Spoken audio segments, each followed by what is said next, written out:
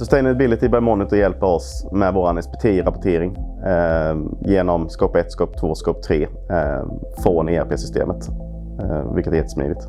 Jag skulle rekommendera att man börjar med de mest köpta eller mest producerade varorna in-house och sen låter varje avdelning få fylla i på en liten skala först. Så att alla får en hum om vad det är för data och vad den gör i slutresultatet och i slutrapporten.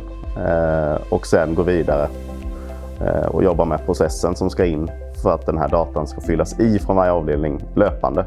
Emil Gustafsson från Aura Light jobbar med produkt- och miljöefterlevnad. Aura Light jobbar med effektiva LED-belysningslösningar och styrsystem.